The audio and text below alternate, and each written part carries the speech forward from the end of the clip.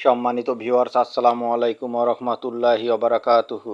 আশা করি সবাই আল্লাহর অশেষ রহমতে ভালো আছেন, সুস্থ আছেন। এই চ্যানেলে আরেকটি নতুন গুরুত্বপূর্ণ ভিডিওতে আপনাদের সবাইকে স্বাগতম।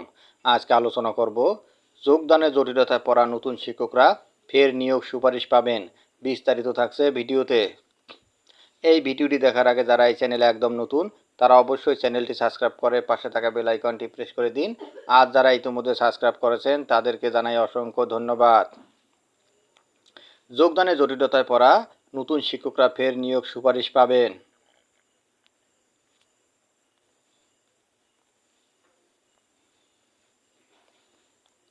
বেসরকারি শিক্ষক নিবন্ধন ও প্রত্যয়ন কর্তৃপক্ষের এনটিআরসিএ চূড়ান্ত সুপারিশপ্রাপ্ত কোনো শিক্ষক বেসরকারি শিক্ষা প্রতিষ্ঠানে যোগদান করতে গিয়ে জটিলতায় পড়লে তারা ফের নিয়োগ সুপারিশ পাওয়ার সুযোগ পাবেন। তাই কোনো শিক্ষক যোগদান করতে জটিলতায় পড়লে তাদের যথাযথ কাগজপত্র সহ এনটিআরসিএকে লিখিতভাবে জানানোর পরামর্শ দিয়েছেন এনটিআরসিএ কর্মকর্তারা। মঙ্গলবার 27 আগস্ট দুপুরে দ্য ডেইলি ক্যাম্পাসকে এই তথ্য নিশ্চিত করেছেন এনটিআরসিএ শিক্ষক নিয়োগ সুপারিশের দায়িত্বপ্রাপ্ত শিক্ষা তত্ত্ব ও শিক্ষামান উইংয়ের সদস্য মোহাম্মদ নূরে আলম সিদ্দিকী।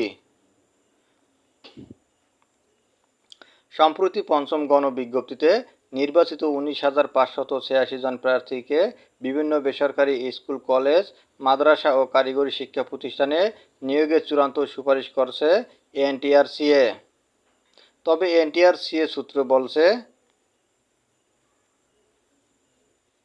কোন কোন স্থান থেকে খবর আসছে প্রার্থীরা সুপারিশপ্রাপ্ত প্রতিষ্ঠানে যোগদান করতে জটিলতায় পড়ছেন।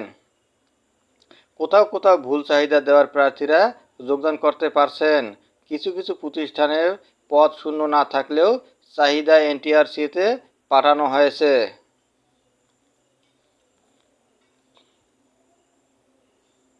এনটিআরসিএ কর্মকর্তারা দ্য ডেইলি ক্যাম্পাসকে বলেন, কেউ কেউ যোগদানের জটিলতায় পড়ছেন বলে জানা গেছে।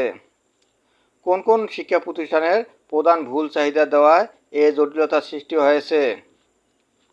কোন প্রার্থী যদি প্রতিষ্ঠানে যোগদান করতে গিয়ে দেখেন ভুল করে দেওয়া চাহিদায় তিনি নিয়োগ সুপারিশ পেয়েছেন, তবে প্রতিষ্ঠান প্রধানের কাছ থেকে ভুল চাহিদা দেওয়ার বিষয়ে লিখিত প্রত্যয়ন নিয়ে তা সহ এনটিআরসিএ কার্যালয়কে লিখিতভাবে জানানোর পরামর্শ দেওয়া হচ্ছে।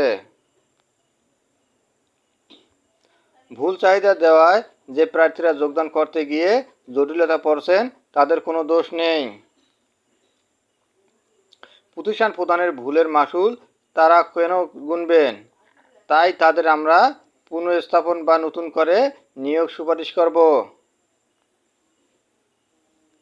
জানতে চাইলে এনটিআরসিএ সদস্য মোহাম্মদ নূরে আলম সিদ্দিকী দ্য ডেইলি ক্যাম্পাসকে বলেন, ভুল চাহিদা দেওয়া যে প্রার্থীরা যোগদান করতে গিয়ে জটিলতা পড়ছেন তাদের কোনো দোষ নেই। প্রতিষ্ঠান প্রধানের ভুলের মাসুল তারা কেন গুনবেন?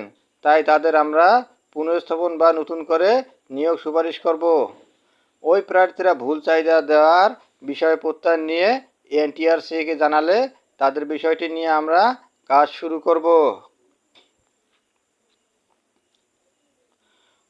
কোনো প্রতিষ্ঠান প্রধান ভুল চাহিদা দিলে তার বিরুদ্ধে এমপিও নীতিমালা অনুসারে ব্যবস্থা নেওয়ার জন্য জানানো হবে শিক্ষা মন্ত্রণালয়কে।